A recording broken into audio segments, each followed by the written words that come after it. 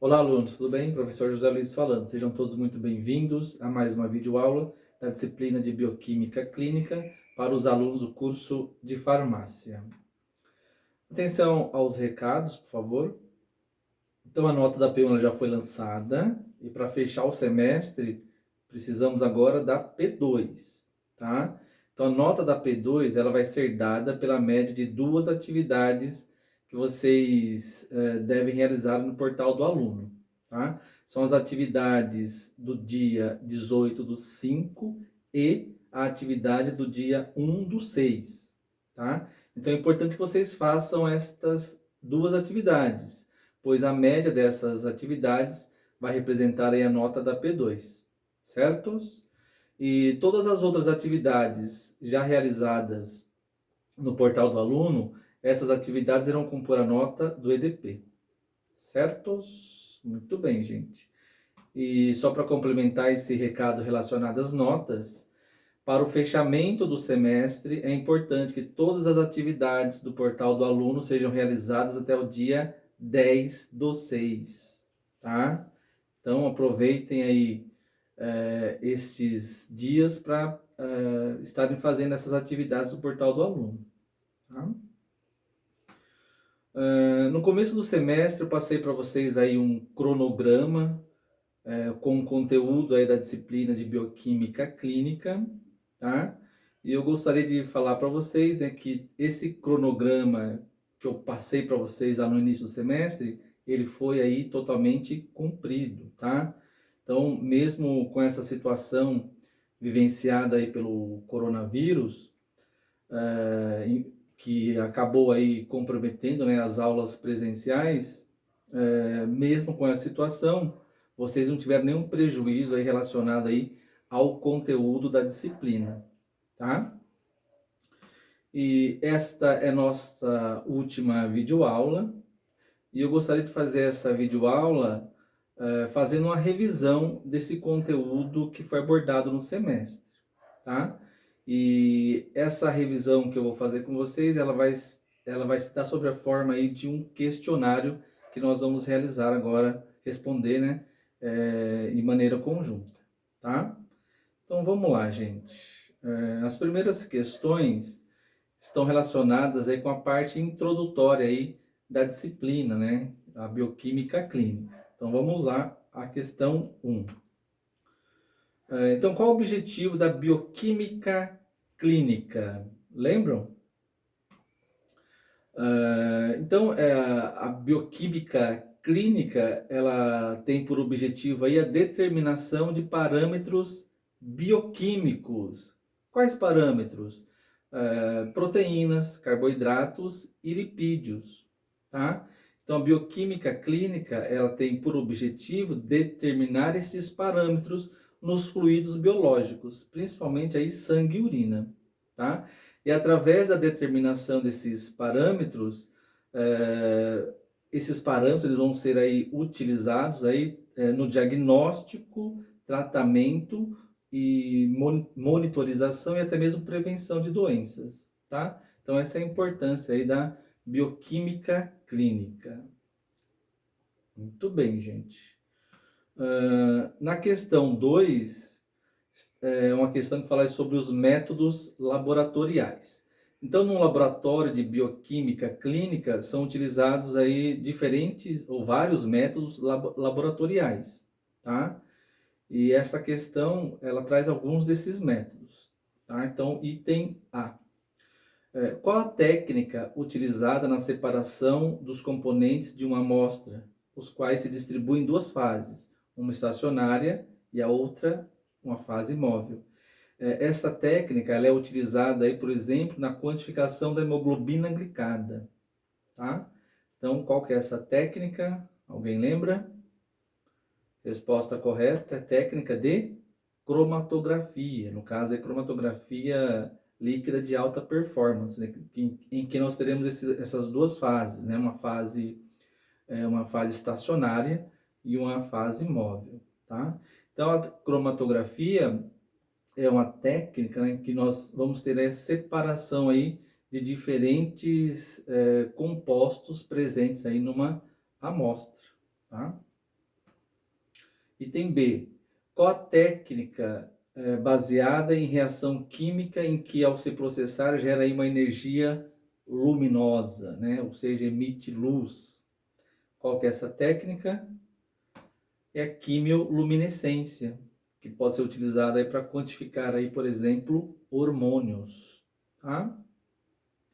E o item C, qual técnica se baseia na medida quantitativa da absorção da luz pelas soluções, onde a concentração da solução da substância absorvente é proporcional à quantidade de luz absorvida. Essa é a principal técnica utilizada nos laboratórios de análises clínicas, né? Especificamente na bioquímica clínica. Esta técnica relacionada à absorção de luz é a espectrofotometria. Certos? Lembram? Lembraram dessa aula que nós tivemos? Muito bem, gente. E ainda, né, nessa parte introdutória, nós vimos que um exame laboratorial, ele envolve aí praticamente, né, 3 fases. Uma fase pré-analítica, uma fase analítica e uma fase pós-analítica. E nessas fases, a presença de erros, ela deve ser aí mínima, né? E isso é importante, né? Porque a ausência de erros nessas fases faz com que um exame laboratorial produzido ele expresse realmente aí o que está acontecendo aí com o paciente, tá? E então é importante, né, não ocorrer aí erros relacionados, né, nessas fases que envolvem aí um exame laboratorial, tá? Então vamos à questão. Assinala a alternativa correta. A orientação do paciente quanto à coleta do material biológico é importante, por quê? Tá? Então, a coleta do material biológico está relacionada aí com a fase pré-analítica, tá?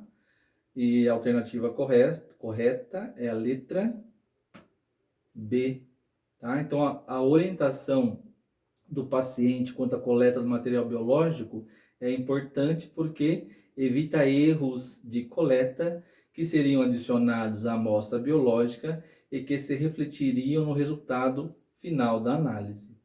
Certo? Muito bem, gente. Próxima questão.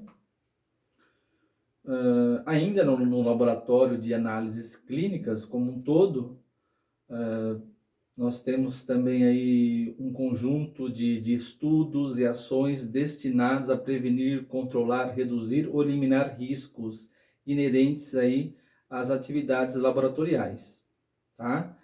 E através dessa prática, né, ocorre então a preservação aí da saúde humana, animal, vegetal e até mesmo aí do ambiente, tá? Este conjunto de ações é chamado de, alguém lembra? De biossegurança, certos? Muito bem, gente. Próxima questão. Já saiu com a resposta, né? Mas fala a questão diz o seguinte: quais os principais fluidos biológicos utilizados em análises clínicas, né, no nosso contexto aqui na bioquímica clínica, tá? Então o principal fluido biológico aí é o sangue, seguido aí da urina, líquor e também nós temos aí análise dos líquidos cavitários, certos? Muito bem, gente. Próxima questãozinha. E ainda, né, nessa parte laboratorial, nós temos aí o sangue, né, que pode ser aí analisado aí na sua forma total. Ele também pode ser analisado o seu plasma, assim como o soro, tá? E a questão 6 fala justamente isso, né? Diferencie o sangue total, o plasma e o soro. Então vamos lá, gente. Então, sangue total, né? ele vai ser constituído aí pelo plasma e pelos elementos figurados, né? Glóbulos vermelhos, plaquetas e os glóbulos brancos, tá? O sangue total, ele é colhido com anticoagulante e ele não deve ser aí centrifugado, tá? Então, essas características aí do sangue total. O plasma é a parte líquida do sangue com o fibrinogênio, né? Fibrinogênio é um dos fatores de coagulação, tá? E o plasma é obtido após a centrifugação do sangue em um tubo contendo aí anticoagulante, tá? E o soro, que também é a parte líquida do sangue, no entanto, né, sem o fibrinogênio, né, sem os fatores de coagulação. O soro ele é obtido após a coleta do sangue total em um tubo sem anticoagulante. Ele é deixado espontaneamente aí para sofrer o processo de coagulação e depois de um intervalo de tempo aí de 30 a 45 minutos, deve-se proceder aí à centrifugação para obtenção aí do soro, certo? Então essas principais diferenças, né, características do sangue total, do plasma e do soro. Muito bem, gente. Próxima questãozinha. Diz respeito aí a função renal, tá? Então, quando a gente chegou aí na parte de função renal, as aulas presenciais elas foram interrompidas. E a partir deste tema, as aulas passaram a ser por via remota, tá? Videoaula, por exemplo. Então, vamos lá. Item 7.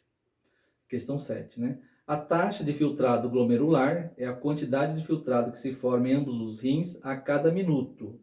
Em adultos, a taxa de filtração glomerular é de 125 ml por minuto. A taxa de filtração glomerular diminui progressivamente ao longo do tempo, na maioria das doenças renais, tá? Na prática clínica, a avaliação da taxa do filtrado glomerular é feita a partir da dosagem de quais compostos? Tá? Lembram?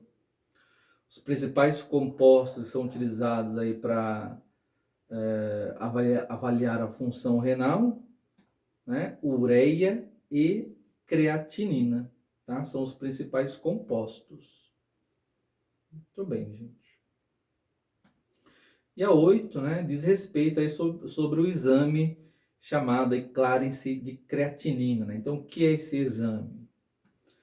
O exame de Clarence de creatinina é feito para avaliar a função dos rins, que acontece por meio da comparação da concentração de creatinina no sangue com a concentração de creatinina presente na urina em uma amostra de urina de 24 horas. Tá?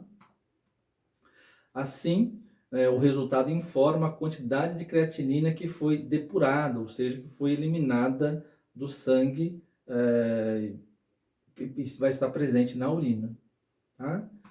O valor normal aí do Clarence de creatinina é de 80 a 120 ml por minuto.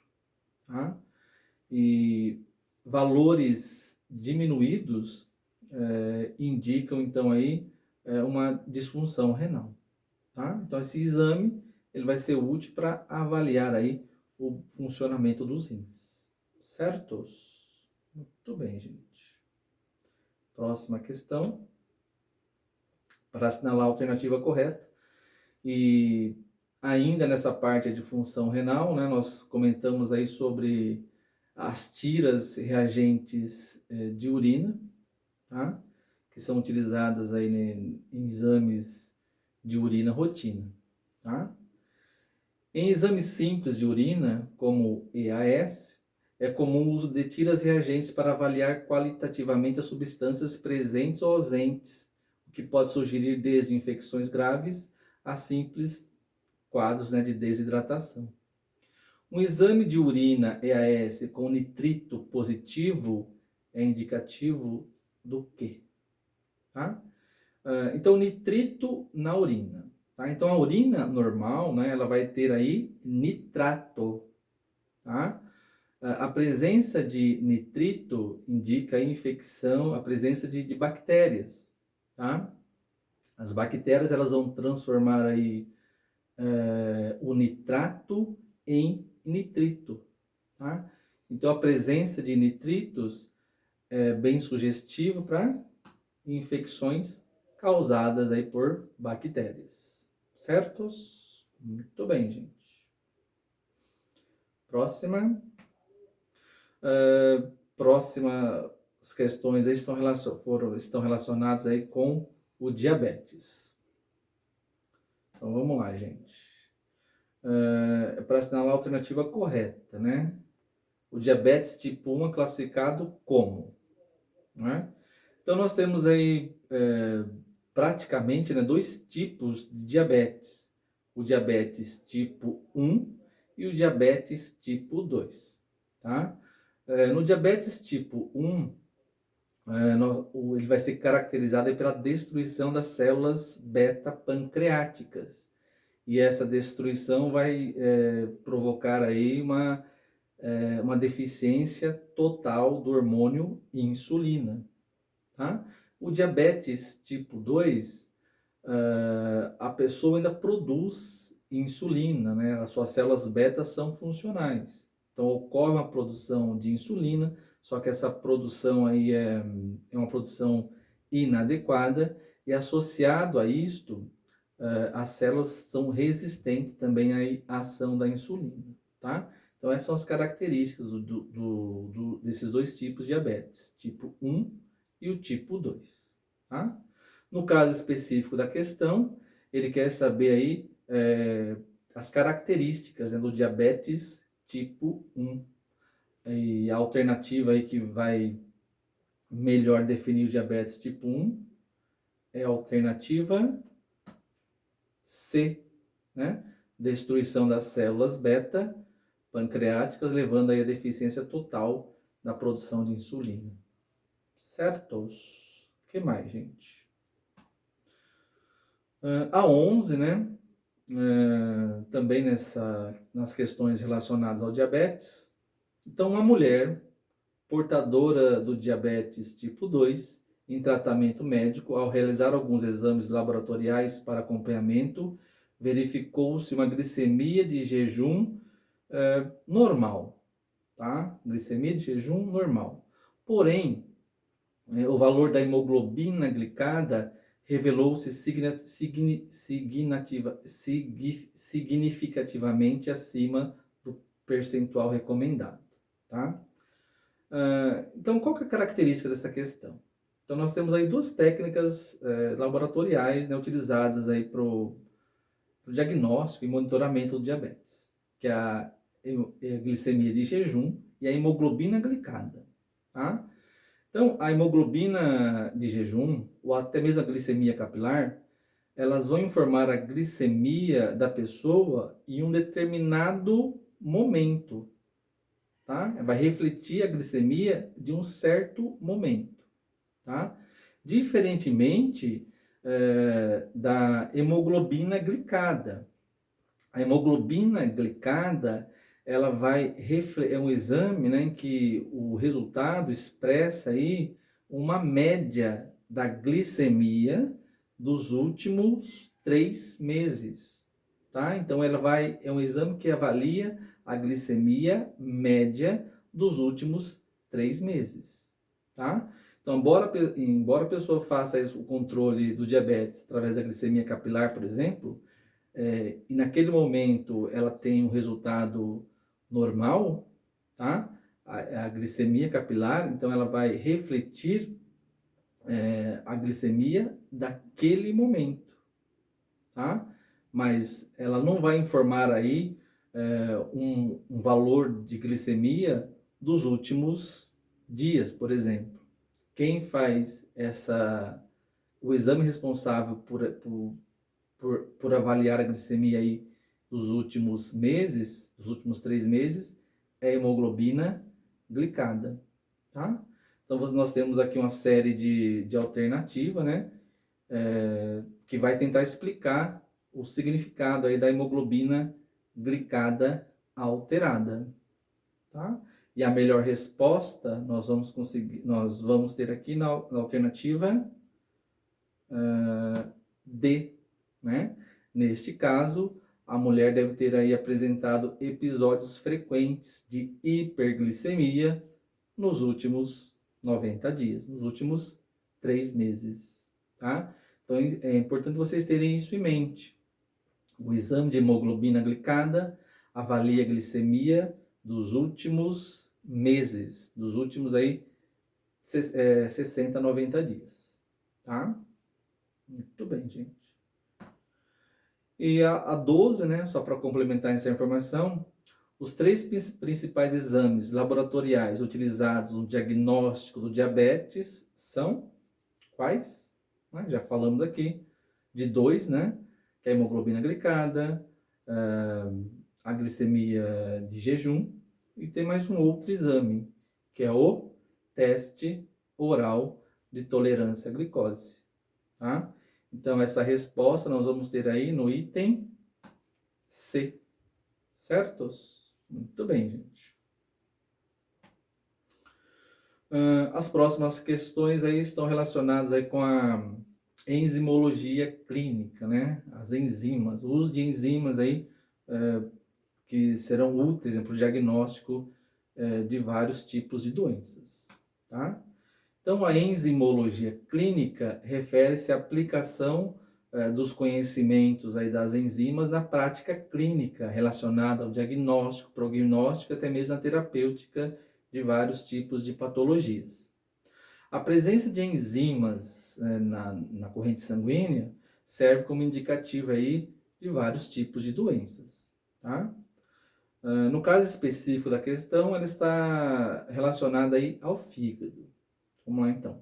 Então, comprometimentos hepáticos, como a cirrose hepática e a colestase, podem ser diagnosticadas, principalmente pelo aumento nos níveis séricos de quais enzimas?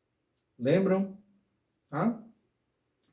Aí nós temos aqui várias enzimas, né? Nessas alternativas. E as principais enzimas, né? Relacionadas aí com problemas hepáticos, elas vão estar aí na alternativa B, tá? Alanina aminotransferase, aspartato aminotransferase, fosfatase alcalina e gama-glutamiltransferase, tá? Então, são exemplos aí de enzimas que servem como indicativo aí de disfunção hepática. Muito bem, gente. Próxima questão. Para avaliar o perfil cardíaco, faz-se necessária a análise das enzimas cardíacas, que são utilizadas como marcadores do infarto do miocárdio, sendo dosadas de forma seriada, de acordo com o quadro clínico do paciente, tá? O exame que pertence a esse perfil, né? O exame aqui descrito nessa alternativa diz respeito à dosagem de qual enzima? Lembram? Tá? Alternativa correta é a letra B, creatinoquinase. Certos? Muito bem, gente. Então é uma enzima utilizada aí que é utilizada, né, como marcador aí de lesões no miocárdio. As próximas questões estão relacionadas aí com os lipídios e lipoproteínas. Então vamos lá. Sobre as lipoproteínas, responda. Item A. Qual lipoproteína é responsável pelo transporte de triglicerídeos da dieta para as demais partes do corpo? Tá? Então nós vimos aí que os lipídios, né, são substâncias apolares. E eles, na circulação, eles são transportados aí para as diversas partes do corpo, né, com auxílio dessas lipoproteínas, tá? O item A quer saber aí qual que é a lipoproteína responsável pelo transporte de triglicerídeos, né, originados da dieta para as demais partes do corpo. Essa lipoproteína é chamada de quilomicrons, tá? Então, função dos quilomicrons, transportar aí triglicerídeos vindos da dieta para as demais partes do corpo, tá? Item B. Qual lipoproteína é responsável pelo transporte de triglicerídeos produzidos pelo fígado para as demais partes do corpo, tá?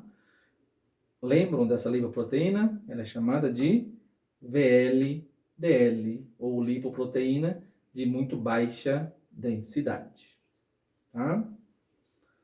Muito bem. Item C. Dentre as lipoproteínas, nós também temos aí as LDLs e as HDLs. Qual que é a função da lipoproteína LDL colesterol? Lembram? A LDL colesterol, ela tem a função de transportar colesterol produzidos pelo fígado para ser enviado aí para as demais partes do corpo. Essa é a função aí das LDL colesterol. Devido a essa função, né, de pegar o colesterol do fígado e levar para as demais partes do corpo, devido a essa função, essas lipoproteínas, elas provocam um aumento do colesterol plasmático, tá? Popularmente, né, estas lipoproteínas são chamadas aí de mau colesterol, tá? Então, esse termo bom, mau, está relacionado com a função desempenhada pela lipoproteína. No caso, a LDL, ela vai elevar aí os níveis de colesterol no plasma, tá? E nós temos aí a HDL colesterol, que tem uma função aí inversa à da LDL colesterol, tá? A HDL colesterol, ela tem como principal função aí transportar todo o colesterol em excesso aí no corpo, tá? E transportar esse colesterol aí para o fígado, onde esse colesterol vai ser aí eliminado, tá? Então, devido a essa função, as HDLs, elas diminuem o colesterol plasmático. Por diminuir o colesterol plasmático, elas são popularmente conhecidas como sendo aí o bom colesterol, tá? Então, novamente, nesse termo bom e mal, está relacionado aí com a função desempenhada aí pela lipoproteína, certos? Muito bem, gente. Próxima, 16. Então, o LDL, ele não deve ficar em excesso na circulação, tá? E nós temos aí os níveis de LDL para vários indivíduos, né? Por exemplo, quais os níveis de LDL colesterol? Aí tem para indivíduos com baixo risco para o desenvolvimento aí da aterosclerose, tá? Então, um dos problemas aí do excesso de lipídios, né, colesterol, triglicerídeos, está relacionado aí com o surgimento da aterosclerose, né, que é a obstrução aí das artérias, tá? Podendo provocar aí infartos, né, AVCs. E um dos fatores determinantes para isso, né, hipertensão e o LDL colesterol. Então vamos lá. Então, quais os níveis de LDL colesterol para indivíduos com baixo risco para o desenvolvimento de aterosclerose? Então, quem são essas pessoas que apresentam baixo risco para essa patologia? Na verdade, são pessoas jovens, né? Adultos jovens, sem histórico de doença cardíaca na família, por exemplo, tá? Para essas pessoas, níveis de LDL colesterol deve ser aí abaixo, menor que 130 miligramas por decilitro, tá?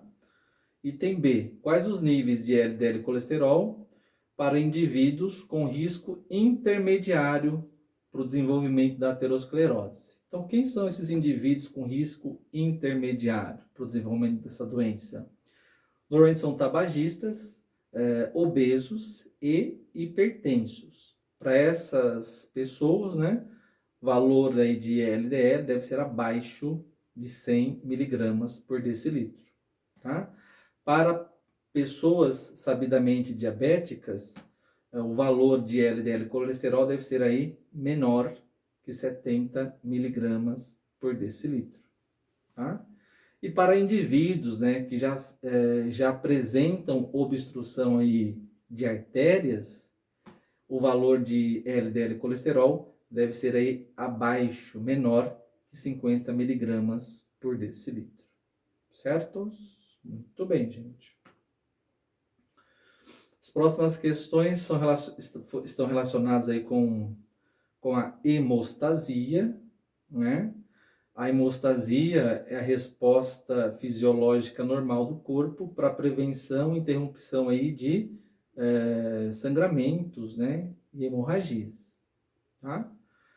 E a hemostasia, ela é dividida aí em 3 partes, né? Hemostasia primária, secundária e terciária, tá? Então, você tem uma lesão no vaso, a hemostasia é desencadeada e ao final do processo, né, você tem a formação aí de um coágulo de fibrina e depois de algumas horas, de alguns dias, esse coágulo deve ser aí dissolvido, tá?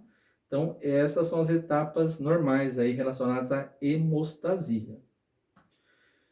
E tem o que ocorre na hemostasia primária. Então, nós temos aí a lesão de um vaso, né?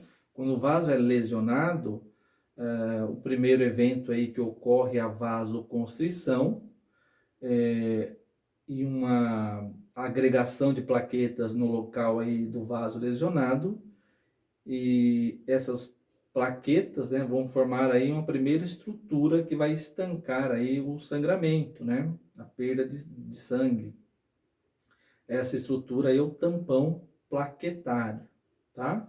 Então, na hemostasia primária, vasoconstrição e a formação do tampão plaquetário. Na hemostasia secundária, esse tampão plaquetário ele vai sofrer aí um reforço, né? E esse reforço vai se dar aí através da formação de um coágulo de fibrina, que é uma estrutura aí mais firme, né? Mais compacta, que vai ser responsável, né, por estancar aí reparar aí o local onde o vaso foi lesionado, tá? Então nós temos na hemostasia secundária a formação aí do coágulo de fibrina, tá? E por último, né, nós temos a hemostasia terciária, como eu falei, tá? Depois de algumas horas, aproximadamente 72 horas, ocorre a fibrinólise. O que é isso, né? A dissolução desse coágulo de fibrina, reativando aí o fluxo sanguíneo dentro da sua normalidade, tá? Então, uma hemostasia em uma pessoa normal envolve esses 3 eventos: hemostasia primária, secundária e a terciária, tá? A 18, continuando ainda sobre esse tema, assinala a alternativa correta que indica o nome do elemento figurado do sangue ligado ao processo de hemostasia. Elementos figurados nós temos 3: glóbulos brancos, glóbulos vermelhos e as plaquetas. O elemento figurado do sangue relacionado aí com a hemostasia são as plaquetas. Item E. Alternativa aí, né? 19. Quais os principais distúrbios da hemostasia? Então, os extremos, né? Nós temos aí a hemorragia, que ocorre quando nós temos uma deficiência dos fatores de coagulação. Então, para que a hemostasia ocorra, é necessário esses fatores de coagulação. E a ausência de qualquer um desses fatores vai fazer com que a hemorragia não seja... vai fazer com que o coágulo de fibrina não seja formado. facilitando, então, o desencadeamento de hemorragias, tá? Então, a hemorragia é um dos extremos, e o outro extremo é a presença aí da trombose, que é a formação de coágulo de fibrina aí dentro de um vaso, tá? Surge quando ocorre deficiência dos fatores anticoagulantes, tá? Então deve haver um equilíbrio entre relacionado aí com esse fenômeno da hemostasia, tá? O coágulo deve ser formado e depois de algum tempo, algumas horas, ele deve ser aí dissolvido, tá? Quando isso não ocorre, né, nós temos o surgimento aí de possíveis casos de trombose, tá? Muito bem, gente. Próxima. Questões aí sobre função hepática. Sobre a função hepática, responda, né? Quais as principais enzimas utilizadas para o diagnóstico das doenças hepáticas? Já comentamos, né, sobre essas enzimas, mas vamos lá. Então, nós temos aí a alanino-aminotransferase e a aspartato-aminotransferase, que são as principais enzimas. E estas enzimas, né, quando presentes na circulação, indicam, né, lesões aí nos hepatócitos. Além dessas enzimas, nós temos aí a desidrogenase lática, que ela vai estar aumentada na circulação em casos de doenças relacionadas ao fluxo biliar, tá? Lesões aí nas vias biliares. Outra enzima é a gama-glutamiltransferase, que vai indicar aí lesões hepáticas causadas pelo uso abusivo de álcool, tá? E outra enzima, né, é a fosfatase alcalina. Essa enzima, quando presente na circulação, né, já indica uma doença mais grave que está cometendo aí o fígado, tá? Como, por exemplo, um câncer hepático. E além das enzimas, nós temos outros marcadores não enzimáticos que podem ser utilizados para avaliar a função hepática, tá? Normalmente são proteínas, são compostos que são metabolizados pelo fígado, tá? Então, esses compostos ou diminuídos no sangue ou aumentados na circulação indicam, né, uma disfunção hepática, como, por exemplo, bilirrubina, albumina, globulinas, os próprios fatores de coagulação, assim como a amônia, tá? Então, são todos compostos não enzimáticos que podem ser utilizados aí para indicar aí, para avaliar a função hepática. Muito bem, gente. 21 fala sobre as hepatites, né? A hepatite viral é uma infecção aí viral sistêmica em que a necrose e a inflamação das células hepáticas produzem um conjunto característico de alterações clínicas, bioquímicas e celulares, tá? Nós temos vários tipos de hepatites, né? Sabidamente, hepatites de A, E, tá? A, B, C, D e hepatite E. E todas, algumas, elas vão ser diferentes em relação aí a forma ao contágio, né? E vias de transmissão, por exemplo, tá? Tratamentos, tá? E a questão 21 fala sobre o seguinte, né? São exemplos de hepatites virais com transmissão via fecal oral, tá? Quais são essas hepatites? Uma é a hepatite A e a outra, vocês lembram? É a hepatite A e a hepatite E, tá? São as duas formas de hepatite cuja transmissão é via fecal oral. Hepatite A é comum em crianças, hepatite E comum em adultos, tá? Aí, em relação às hepatites, né, a questão 22 fala sobre a hepatite B, né, assinale a alternativa correta em relação à hepatite B. Então, a hepatite B tem várias características, é uma hepatite aí em que o agente aí é altamente infectível, A forma de transmissão aí se dá através de contato sexual, e é o contato também via sexual e o contato aí com sangue contaminado, por exemplo, tá? Juntamente com a hepatite A, é uma outra forma de hepatite em que ela pode ser prevenida aí através de vacina, certo? E a principal característica, né, da hepatite B, dentre essas expressas nas alternativas, vai ser as informações contidas na alternativa B, né? Então, o vírus da hepatite B é altamente infectivo e facilmente transmitido através da via sexual e sangue contaminado, tá? Questões sobre eletrólitos e a osteoporose, foram as últimas videoaulas. Quais os principais métodos utilizados na determinação de eletrólitos? Então, os eletrólitos são substâncias iônicas, né, que se dissociam em meio aquoso, fornecendo assim os chamados eletrólitos, né, cátions e ânions. Esses cátions e ânions ficam distribuídos nos fluidos intra e extracelular, tá?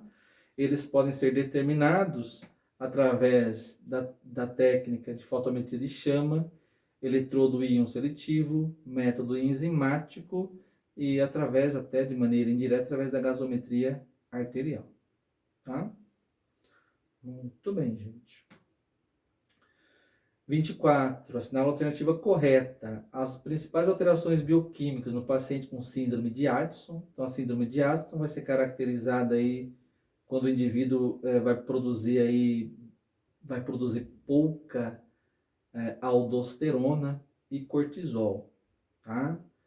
E quando isso ocorre, ela vai ter um desequilíbrio, né, relacionado aí aos seus eletrólitos, tá? Então, para responder essa questão, você precisa saber qual que é a função da aldosterona, por exemplo. Então, a aldosterona, ela vai controlar o metabolismo de qual íon? Do sódio, tá? Então, a presença de aldosterona vai fazer com que os túbulos renais absorvam mais o sódio. E, ao mesmo tempo, a presença da aldosterona vai fazer com que o potássio seja aí excretado, seja eliminado, seja perdido através da urina, tá? Essa é a função aí da aldosterona, tá? Em condições normais. Nesse caso, a pessoa não vai ter aldosterona, tá? Então, o indivíduo, ele vai ter aí alterações relacionadas tanto ao sódio quanto ao potássio, tá? Por ele não estar produzindo aldosterona, o sódio não vai ser absorvido pelos túbulos renais, então a pessoa vai perder sódio através da urina. Se perder no sódio, ela pode ter um quadro de hiponatremia, tá? Como ela não tem a aldosterona, o potássio deixa de ser aí excretado, deixa de ser eliminado através da urina. Consequentemente, nós teremos um excesso aí de potássio na circulação, caracterizando um quadro de hipercalemia. Então, a alternativa correta, né, dos distúrbios estão relacionados a hiponatremia e hipercalemia. Alternativa B. Tá? E a última questãozinha, né? Quais os fatores de risco aí relacionados à osteoporose? São vários. Por exemplo, é mais comum aí no sexo feminino, né? E também aí relacionado também aí à idade avançada, tá? Precocidade do início da menopausa também favorece o surgimento da osteoporose, e assim como a hereditariedade, né, que é a presença da doença aí na família, tá? Além desses fatores, né, nós temos aí erros nutricionais relacionados à baixa ingestão de cálcio, baixa exposição aí ao sol, ingestão exagerada aí de café. A cafeína promove a perda de cálcio através da urina, além do estilo de vida, né? álcool e tabaco inativam aí os osteoblastos, que são as células ósseas responsáveis pela formação do osso, tá? Então, esses são os principais fatores relacionados à osteoporose. Certos? Então, essa foi a nossa última videoaula, gente. De novo, enfatizando o recado, quem ainda não fez as atividades do portal do aluno, por favor, façam, tá? Quem fez as atividades, considere-se já em férias, tá? E é isso, gente. Espero vê-los todos, espero ver vocês aí no próximo semestre, tá? Boa noite.